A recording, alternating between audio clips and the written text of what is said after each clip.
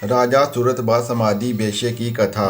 राजा जन्मेजय ने ब्याजी से पूछा, मुनिवर मुझे ये बताने की कृपा करें कि संपूर्ण इच्छाओं को पूरा करने वाली ये देवी सबसे पहले किस व्यक्ति पर प्रसन्न हुई थी और किसे महान फलभागी होने का अवसर प्राप्त हुआ था। सूत जी कहते हैं, राजा जन्मेजय की बात सुनकर ब्याजी बहुत प्रसन्न हुए और उन्होंने महामाया की महिमा सुनाने लगे। ब्याजी कहते हैं, प्राचीन समय की बात है। सूरत नाम के एक राजा थे। राजा सूरत का एक बार कुछ पर्वतवासी मलेच्छों से युद्ध हो गया। भाग्यवश राजा सूरत उनसे हार गए।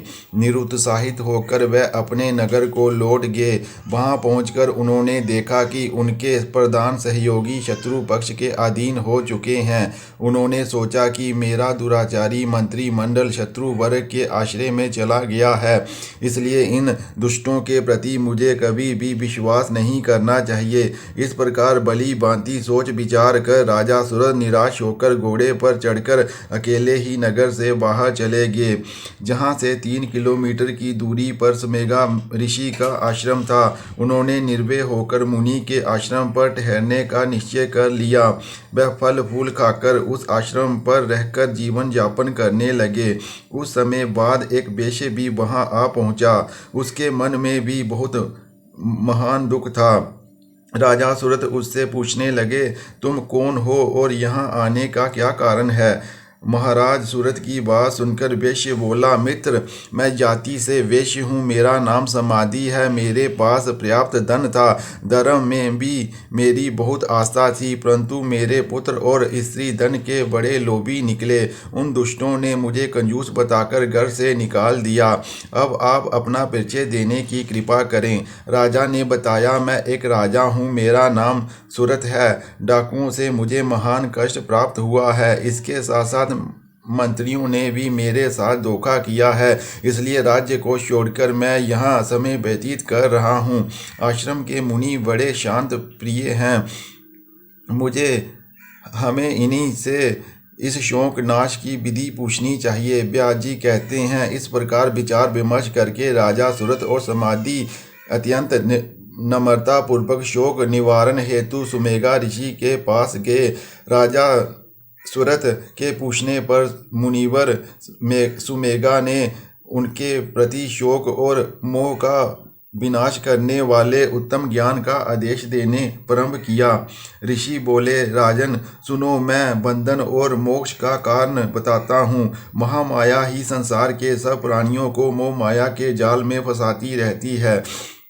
भगवती महामाया अनादि है। इन सभी कार्यों की कर्ता धर्ता स्वयं जगदम्बा ही हैं। इन्हीं की कृपा से ब्रह्मा विष्णु और शंकर को शक्तियाँ प्राप्त हैं, जिन्हें सरस्वती, लक्ष्मी और गिरजा कहते हैं। इस कारण ब्रह्मादि महानुभाव देवेश की उपाधि पाने पर भी इन भगवती की प्रसन्नता पूर्वक ध्यान और पूजन किया करते हैं। सृष्टि को रचने वाली, पालन करने वाली और उसका विनाश करने वाली अकेली जगदम्बा ही है।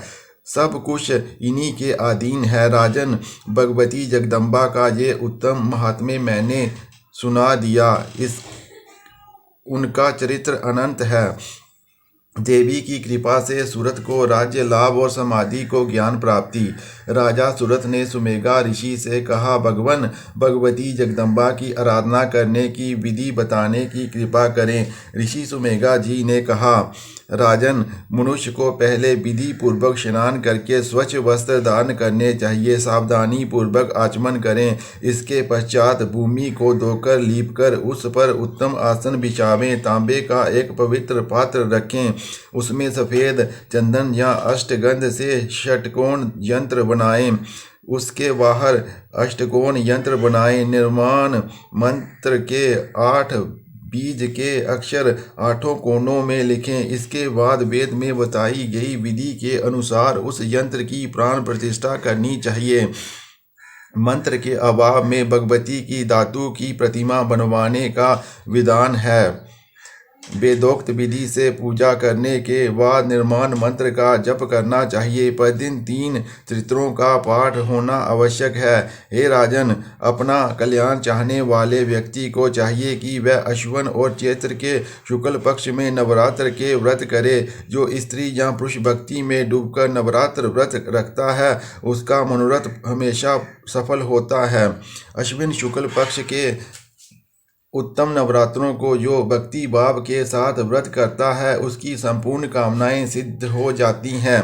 विधि पूर्वक कलश की स्थापना करें। यंत्र को भली प्रकार से ठीक करके कलश के ऊपर रख देना चाहिए। जहाँ भगवती की स्थापना की जाती है, वह स्थान धूप दीप से संपन्न रहना आवश्यक है। प्रातःकाल, मध्याह्न और संध्या तीनों समय भगवती की पूजा करनी चाहिए। देवी चंडिका के पूजन में शक्ति के अनुसार पर्याप्त धन व्यय करना चाहिए। इसमें कृपणता नहीं करनी चाहिए। अष्टमी या नवमी किसी भी दिन विधि पूर्वक हवन करें, फिर ब्राह्मणों को भोजन कराएं। नवरात्र व्रत का पारायण 10वें दिन करना चाहिए। निष्ठ राजा अपनी शक्ति के अनुसार धन का दान करें। राजन, तुम इसी विधि विधान के अनुसार चंडिका की आराधना करो। तुम्हारे सारे शत्रु समाप्त हो जाएंगे और तुम सर्वोत्तम राज्य प्राप्त करोगे। आदरणीय वैश्य महोदय, अब तुम भी इन्हीं भगवती महामाया की आराधना करो। ये विश्व की अधिष्ठात्री है। व्यास जी कहते हैं, समाधि वैश्य और राजा सूरत बड़े दुखी थे। सुमेधा मुनि की बात सुनकर दोनों राजा और वैश्य ने मुनि के चरणों में अपना मस्तक टेका। वह दोनों व्यक्ति शांति पूर्वक हाथ जोड़कर बोले, भगवान, आपके मुखारबिंद से निकली हुई वाणी ने हमें पवित्र कर दिया है। हे मुनिवर, हम दोनों संसार में अत्यंत विस्तृप्त थे। आपके आश्रम में आते ही हमारा दुख दूर हो गया। आपके श्रीमुख से हमें देवी का नवाक्षर मंत्र मिल गया। तदंतर हम लोग व्रत में लगकर उस मंत्र का जाप करेंगे।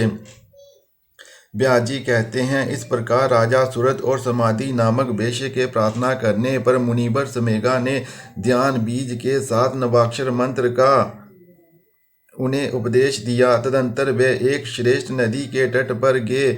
वहां उन्होंने एक निर्जन एकांत जगह पर अपना आसन लगा लिया। वह अपने मन को स्थिर करके बैठ गए और शांत मन से जप में तत्पर हो गए। राजन, इस प्रकार जप करते हुए उन्हें 1 वर्ष पूरा हो गया। अब तक वो दोनों कभी कभी फल खा लेते थे, परंतु अब वो फल छोड़कर केवल सूखे पत्ते खाकर रहने लगे। सूखे पत्ते खाकर जप करते हुए 1 वर्ष का और समय व्यतीत हो गया। 2 वर्ष की अवधि समाप्त हो जाने पर उन्हें सपन में भगवती जगदम्बा के दर्शन हुए। सपन में भगवती जगदम्बा के दर्शन पाकर राजा सूरत और समाधि के मन में प्रीति की धारा बह चली। अब वह निर्जल रहकर तपस्या करने लगे। इस प्रकार उनका 3रा वर्ष समाप्त हो गया। अब भगवती जगदम्बा ने उन्हें प्रत्यक्ष दर्शन दिए। देवी बोली, तुम्हारे हृदय में जो पाने की इच्छा हो वह वर मांग लो।